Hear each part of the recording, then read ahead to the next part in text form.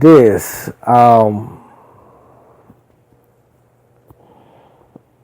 My whole thing has been this, and here it is. It seems like a lot of the churches, and see, this is what, if you talk to people, this is what people will say.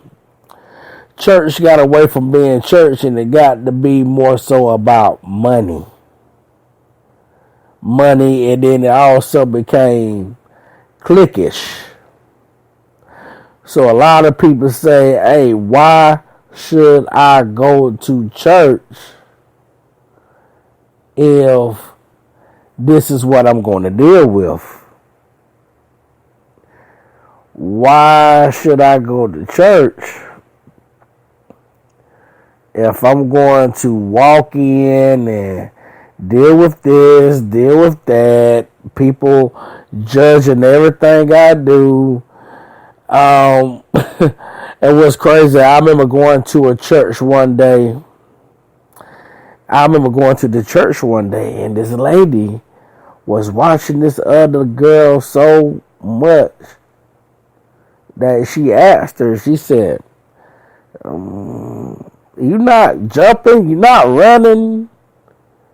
That's how you praise God? But I'm looking at her like, wow, she's really judging this lady.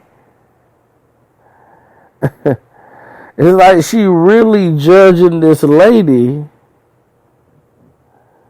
on how she praising God. The fact that she's not jumping up and down like you are, or running everywhere like you are, now she's not praising God.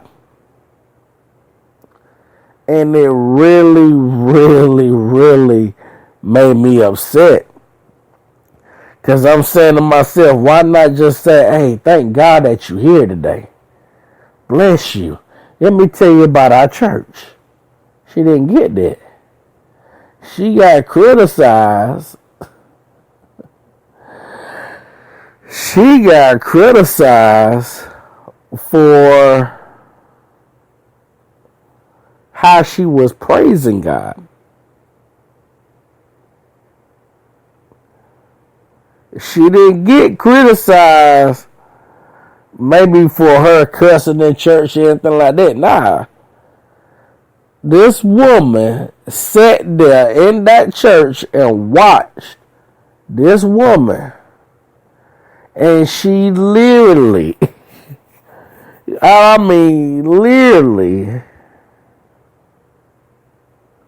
literally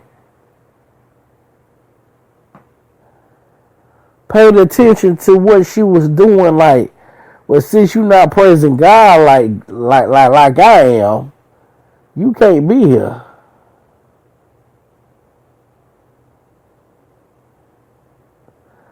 And I felt like that was like my God, why would you? Why? Why? Why not say, ma'am, I'm so happy you came today. She didn't get none of that. None of it.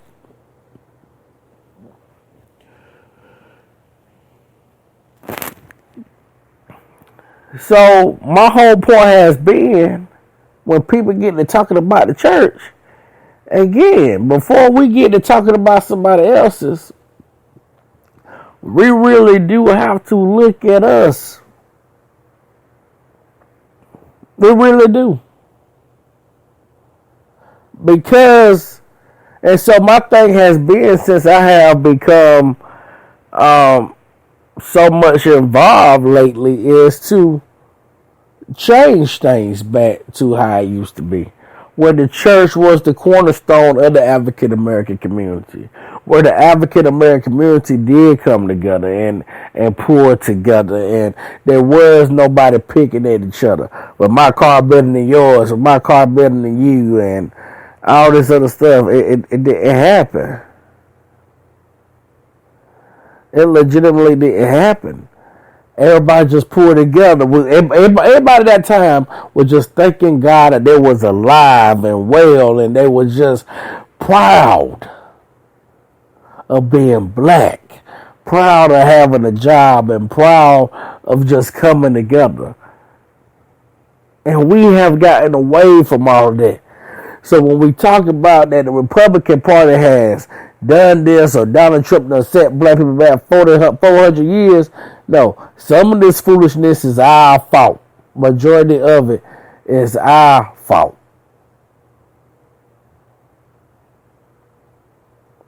Because we did this. We did this. We are the ones that glorified our black men sagging their pants. We are the one that glorify these girls going out here and dressing all provocative with their breasts almost out. This is what we have caused.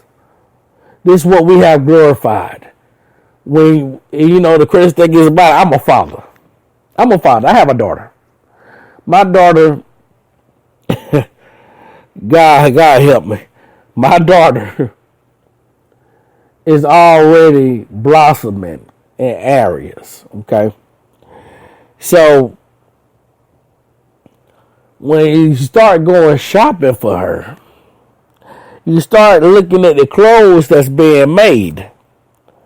Majority of the clothes that's being made, and make it so bad, my daughter is 10. Then make sure I say this right. My daughter is 10 years old, bruh. So, but this is what you got now. She's 10. And the majority of her clothes that you find for her either got cleavage, a whole lot of cleavage being showed, they're above the knee, and I'm like, this is what they're making for y'all now?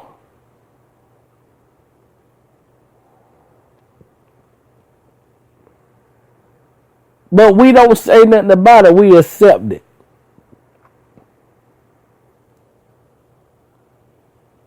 We have accepted us calling each other niggas. We have accepted everybody here being a nigga instead of being an African American.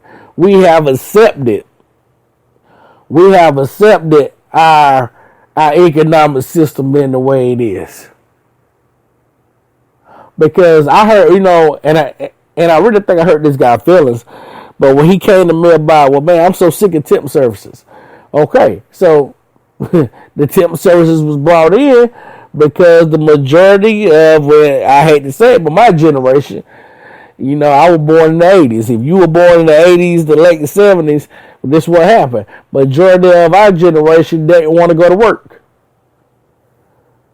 So a lot of the factories and plants and stuff like that the generation before us was working in, got to the point of saying, okay, well, since y'all don't want to come to work, you want to come here and tell us what you ain't gonna do.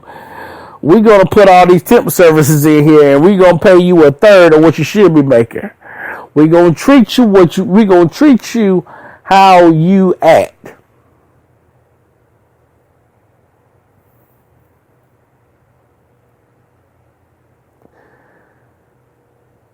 And that's something else we don't want to take ownership of.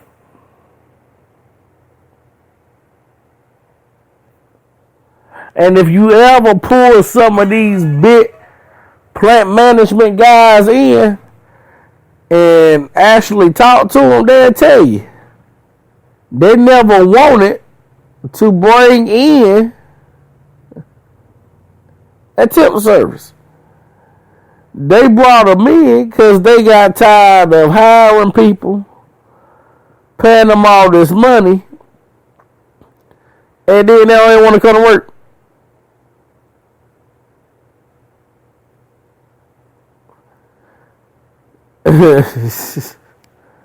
But this is something that, again, we don't want to take ownership to, but this is, in fact, some of the stuff that we have done.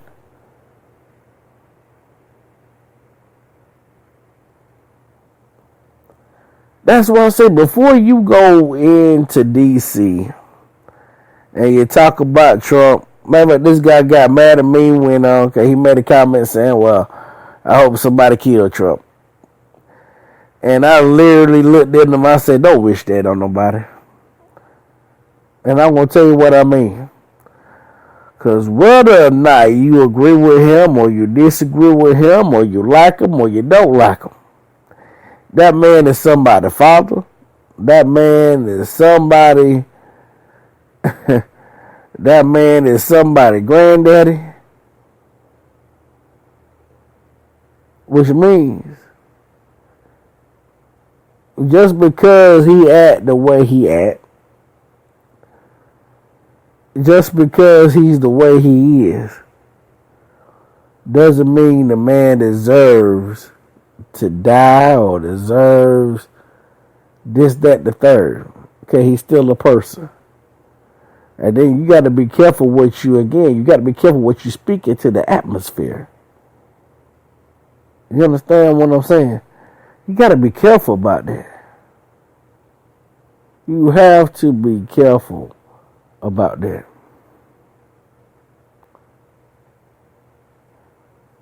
You really have to say, you know what? I may not agree with this man, but God bless him.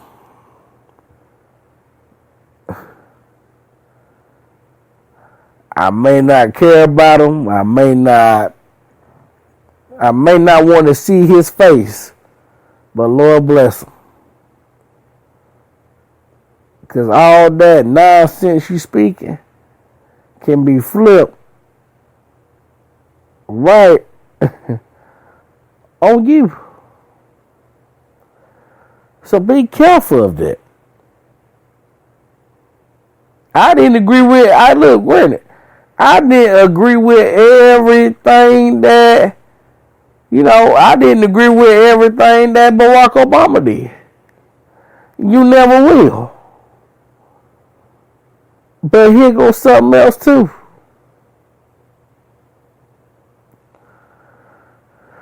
Here goes something else. At the same time, you also got to look at how you vote. This goes right back to what I said. Stop telling people that your vote don't count.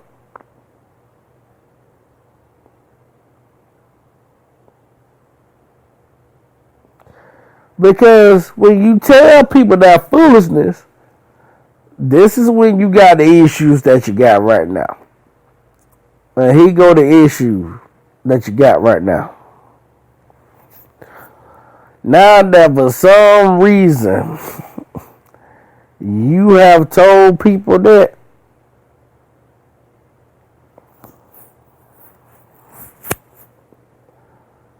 now that you done told people that,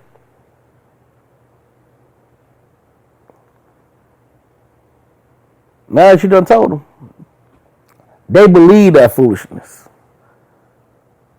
So now, what they saying is, okay, I'm not going to vote for my congressman. I'm not going to vote for my senator. I'm not going to do that. Because my vote don't count anyway. And the sadness about it is, Congress is the one that make the law. So if they was to do what they supposed to do, then we can have a big shift in D.C.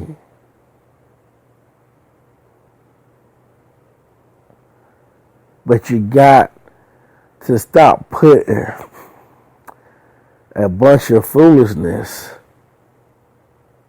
in the atmosphere of something.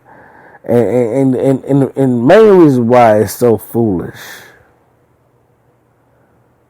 People have died. People sacrificed their families and everything else just for us to be able to take steps and walk into a building and vote.